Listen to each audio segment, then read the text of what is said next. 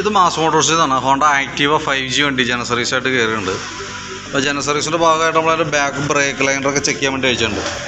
അപ്പോൾ നമുക്ക് വണ്ടി ഓടിച്ച് നോക്കുമ്പോൾ തന്നെ നമുക്ക് ഫ്രണ്ടും ബാക്കും ബ്രേക്ക് കുറവായിട്ടാണ് ഫീൽ ചെയ്യണത്. അഴിച്ച് ചെക്ക് ചെയ്യുമ്പോൾ ബ്രേക്ക് ലൈനർ തീർന്ന് നിൽക്കണം. അപ്പോൾ ഫ്രണ്ടിലത്തെ അതെ ബാക്കിലത്തെ അതെ ബ്രേക്ക് ലൈനർ മാക്സിമം ഉപയോഗിച്ച് തീർന്നതാണ്. അപ്പോൾ ബാക്കിലത്തെ ലൈനർ എന്തെങ്കിലും നമുക്ക് മാറ്റിയിടേണ്ടി വരും കേട്ടോ. അതേപോലെ തന്നെ നമുക്ക് അതിൻ്റെ എയർ ഫിൽറ്റർ ക്ലച്ചിൻ്റെ ഭാഗമൊക്കെ നമ്മൾ അഴിച്ച് ചെക്ക് ചെയ്യുന്നുണ്ട്. അപ്പോൾ എയർ ഫിൽറ്റർ തൽക്കാലം കുഴപ്പമൊന്നുമില്ല, നമുക്ക് ക്ലീനാക്കി റീസെറ്റ് ചെയ്താൽ മതി. കമ്പനി ഫിൽറ്ററാണ്, ഹോണ്ടയുടെ ഒറിജിനൽ ഫിൽറ്റർ തന്നെ കിടക്കുന്നത്, വലിയ പഴക്കമായിട്ടില്ല. പിന്നെ ക്ലച്ചിൻ്റെ ഭാഗം നമ്മൾ അഴിക്കുന്നുണ്ട്. ക്ലച്ച് അഴിച്ച് ഓയിൽ ലീക്ക് കാര്യങ്ങളൊക്കെ ചെക്ക് ചെയ്യണം, അതാണ് മെയിനായിട്ടുള്ള പർപ്പസ്. അപ്പോൾ നമുക്കിത് ഇവിടെ ഈ സൈഡിലത്തെ ഓയിൽ സീൽ ചെറിയ ലീക്കേജ് സ്റ്റാർട്ട് ചെയ്തിട്ടുണ്ട്. ഇവിടെ ഇത് ഓയിൽ മയത്തോടുകൂടിയുള്ള ആ ഒരു കരിയുണ്ട്, പൊടിയുണ്ട്. അപ്പോൾ അത് ആ ഓയിൽ സീലൊന്ന് കൈയോടെ അത് മാറ്റിയിടാം. അതേപോലെ തന്നെ അതിൻ്റെ variator body, roller, boss drive അതൊക്കെ നോർമൽ സാധാരണ രീതിയിലുള്ള വർക്കിംഗ് ആണ്. ഇതെൻ്റെ പിനിയൻ സ്റ്റാർട്ടർ ബെൻഡക്സ് യൂണിറ്റാണ്. അപ്പോൾ നിലവിൽ അതിന് വേറെ പറയത്തക്ക വേറെ കംപ്ലയിൻ്റ് ഒന്നുമില്ല. നമുക്കൊന്ന് ക്ലീൻ ചെയ്ത് റീസെറ്റ് ചെയ്താൽ മതി. ഇപ്പോൾ നിലവിൽ വേറെ പ്രശ്നമൊന്നുമില്ല. പിന്നെ അതിൻ്റെ ക്ലച്ച് യൂണിറ്റ് ബാക്കിൽ തന്നെ നമുക്കിവിടെ അത്യാവശ്യം തുരുമ്പിൻ്റേതായിട്ടുള്ള പ്രസൻസ് കണ്ടതുകൊണ്ട് നമ്മൾ അഴിച്ച് ഫുള്ളായിട്ട് ഗ്രീസ് ചെയ്ത് റീസെറ്റ് ചെയ്യുന്നുണ്ട്. കാരണം എന്ന് വെച്ചാൽ ഗ്രീസൊക്കെ ഉണ്ടായിരുന്നു, പക്ഷേ എങ്കിൽ കൂടി നമ്മൾ തുരുമ്പ് കണ്ടതുകൊണ്ട് തന്നെ നമ്മളത് അഴിച്ചാണ്. അപ്പോൾ ഓൾറെഡി നമുക്ക് ജനറൽ സർവീസിൽ ക്ലച്ച് ഗ്രീസിങ് ഉണ്ട്. അത് നമ്മൾ ഓരോ സർവീസിൽ നമ്മൾ അഴിച്ച് ചെക്ക് ചെയ്ത് നോക്കും. അത്യാവശ്യം എന്തെങ്കിലും ഒരു ലക്ഷണം എന്തെങ്കിലും കാണിച്ചാൽ വല്ല പ്ലേയോ ടൈറ്റോ തുരുമ്പിൻ്റെ പ്രസൻസോ എന്തെങ്കിലും കണ്ടാൽ നമ്മൾ ഫുള്ളായിട്ട് അഴിച്ച് നമ്മൾ ഗ്രീസിങ് നടത്തും.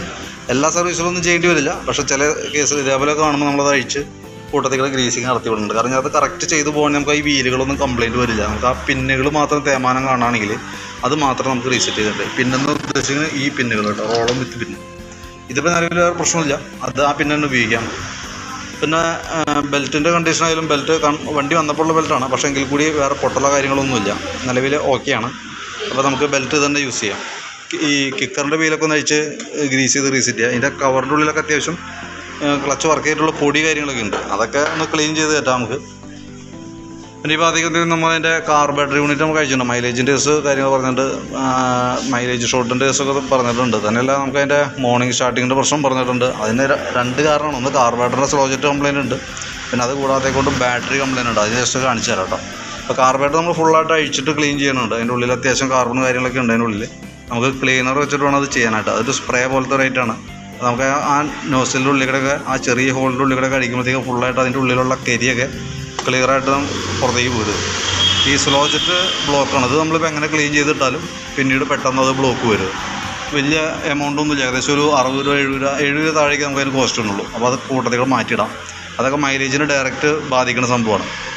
പിന്നെ നമുക്ക് അതിൻ്റെ എഞ്ചിൻ്റെ ഈ ഭാഗം നമ്മൾ അഴിക്കുന്ന സമയത്ത് അതിൻ്റെ എഞ്ചിൻ ഹെഡിൻ്റെ ഭാഗത്ത് നമുക്ക് നോക്കുമ്പോൾ അത്യാവശ്യം ഓയിൽ ലീക്ക് കാര്യങ്ങളുണ്ട്. ആ ഗ്യാസ്കറ്റ് പോയതാണ്. അപ്പോൾ അതൊന്ന് അഴിച്ച് കൈയോടെ അത് മാറ്റിയിടാണെങ്കിൽ നന്നായിരിക്കും. അതേപോലെ എഞ്ചിൻ റൂമിൻ്റെ ഉള്ളിലത്തെ അവസ്ഥ ഇതാണ്. അത്യാവശ്യം നല്ല രീതിയിൽ ചെളി കാര്യങ്ങളൊക്കെ ഉണ്ട് ഇതിൻ്റെ ഉള്ളിൽ. പുറമേത്തെ ബോഡി ഇരിക്കണമെന്ന് നമുക്ക് കാണാൻ പറ്റില്ല. കൂട്ടത്തിൽ ഇങ്ങനെ ഒന്ന് അഴിച്ച് കഴുകി പോകേണ്ടത് നല്ലതാണ്. പക്ഷേ ഒരു പക്ഷേ നമുക്കത് ഇങ്ങനെ ചെയ്തു വരുമ്പോൾ താമസം വരാൻ സാധ്യതയുണ്ട്. അപ്പോൾ അതിൻ്റെ സമയത്തിൻ്റെ ദിവസമൊക്കെ നോക്കിയാലാണ് നമുക്ക് പറയാൻ പറ്റുള്ളൂ. അങ്ങനെ ഓപ്പണായിട്ടൊന്ന് ചെയ്തു പോകണമെങ്കിൽ നല്ലതാണ് കേട്ടോ. പിന്നെ ഫ്രണ്ട് ഭാഗത്തേക്ക് വരുമ്പോഴത്തേക്കും ഫ്രണ്ട് നമുക്ക് സസ്പെൻഷൻ്റെ ഭാഗം നമ്മൾ ചെക്ക് ചെയ്യുന്നുണ്ട്. അപ്പോൾ അതിൻ്റെ ഇവിടുത്തെ ലിങ്ക് ടൈപ്പ് സസ്പെൻഷൻ നമുക്ക് ഈ മോഡൽ വണ്ടിക്ക് വരാം. അതിൻ്റെ ബുഷ് ഫുള്ള് പോയി കിടക്കണം. ഗ്രീൻ ബുഷ് ഈ സൈഡ് ബുഷിന് കുഴപ്പമില്ല, പക്ഷേ ഇതിൻ്റെ ഫൈബർ ബുഷൊക്കെ പോയി കാണും. അപ്പോൾ അത് സെറ്റപ്പാടി നമുക്ക് അഴിച്ച് മാറ്റിയിട്ടാലാണ് അത് ക്ലിയർ ആവുള്ളൂ. പിന്നെ അതേപോലെ തന്നെ ഫ്രണ്ടിലത്തെ ബ്രേക്ക് ലൈനറും മാക്സിമം അഡ്ജസ്റ്റിങ്ങിൽ നിൽക്കണം. അപ്പോൾ ഫ്രണ്ടും ബാക്കും ബ്രേക്ക് ലൈനറും നമുക്ക് നിർബന്ധമായിട്ടും മാറ്റണം. കാരണം വെച്ചാൽ ബ്രേക്ക് തീരെ ശോകാവസ്ഥയിലാണ് കാണപ്പെടുന്നത്. പിന്നെ അതേപോലെ എൻ്റെ ബാറ്ററി നമ്മളൊന്ന് ചെക്ക് ചെയ്യുന്നുണ്ട്. എക്സിയുടെ ബാറ്ററിയാണ് നമുക്കിത് ഇരിക്കണേ. അപ്പോൾ ഞാൻ എൻ്റെ ബാറ്ററിയുടെ ടെസ്റ്റ് ചെയ്താൽ അതിൻ്റെ കണ്ടീഷൻ കൂടി ഒന്ന് കാണിക്കാം കേട്ടോ. അതിൻ്റെ വോൾട്ട് ചെക്കുമ്പോൾ നമുക്ക് 12.806 റേഞ്ചിൽ വോൾട്ട് കിട്ടുന്നുണ്ട്. പക്ഷേ നമ്മൾ ബാറ്ററി ഇപ്പോൾ ടെസ്റ്റിലേക്ക് കൊടുത്തിട്ടുണ്ട്. ടെസ്റ്റിലേക്ക് കൊടുക്കുമ്പോൾ ഇവിടെ ബാറ്ററി കംപ്ലൈൻ്റ് ആയിട്ട് കാണിക്കാം. അതുകൊണ്ട് തന്നെയാണ് നമുക്ക് രാവിലെയൊക്കെ വണ്ടി സ്റ്റാർട്ട് ചെയ്യുന്ന സമയത്ത് സെൽഫ് എടുക്കാനായിട്ടുള്ള ബുദ്ധിമുട്ട് കാണിക്കുക. എന്നാൽ വണ്ടി ഒന്ന് ഓടിക്കഴിഞ്ഞ് സെൽഫ് സ്റ്റാർട്ട് ആവുകയും ചെയ്യും. അപ്പോൾ അതാണ് ശരിക്കും അത് സംഭവങ്ങൾ കേട്ടോ. അപ്പോൾ നിലവിൽ ബാറ്ററി ഓൾറെഡി മാറ്റിയാലാണ് നമുക്ക് ആ സ്റ്റാർട്ടിങ് മോർണിംഗിൽ സ്റ്റാർട്ടിങ്ങിൻ്റെ ദിവസം സെൽഫിൽ എടുക്കണമെന്നുണ്ടെങ്കിൽ ബാറ്ററി മാറ്റി വെച്ചാലേ പറ്റുള്ളൂ. കാരണം വോൾട്ട് ഉണ്ട്, ആംബിയറാണ് ബാറ്ററിക്ക് കുറവ് കേട്ടോ.